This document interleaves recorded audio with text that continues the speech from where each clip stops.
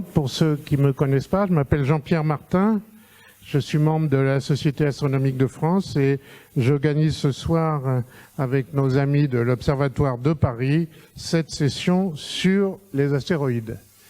Dur de lutter contre le football, de lutter contre le départ en vacances, ah oui, j'ai oublié, les juilletistes s'en vont, le début des soldes et les diverses manifs de population de tout genre dans Paris. Néanmoins, nous sommes là, très nombreux, et je vous en remercie, prêts pour fêter cette journée des astéroïdes. Oui, alors, on a de la chance parce qu'en plus, le ciel est avec nous. Vous savez qu'il y a 2-3 jours, il y a une grosse, enfin, une météorite pas si énorme que ça, qui vient juste de passer au-dessus de la Russie, au-dessus de la région de Lipetsk, et qui a explosé à 27 km dans l'atmosphère. Et on a trouvé un fragment de 3 cm qui a été découvert au sol. Et comme toujours, la vidéo ne démarre pas, tant pis. Voilà. Et le 30 juin, vous savez, a été décrété Journée internationale des astéroïdes.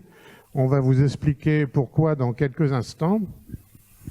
Et nos conférenciers sont Daniel Estrofer, Sonia Fornacier, Brigitte Sanda, Antonella Barucci et Annie-Chantal Levasseur-Regour, que je vous représenterai un peu plus tard quand ils passeront.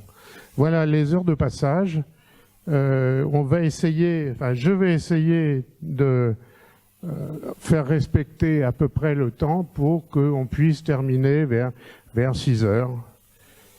Et je vous souhaite une après-midi très instructive et je passe la parole. Ah oui, top, j'ai oublié une chose. Comme il y a beaucoup de gens de la SAF ici, je vous ai fait une fausse annonce à la dernière conférence de la SAF.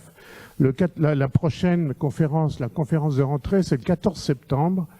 J'avais prévu Olivier Vitas qui devait nous parler de la mission JUICE, mais il se trouve qu'il part en mission le 14 septembre et il peut pas, et il viendra en fait en décembre. Et à sa place, on a beaucoup de chance, c'est James Evans, qui est un professeur des États-Unis, spécialisé dans l'histoire de l'astronomie.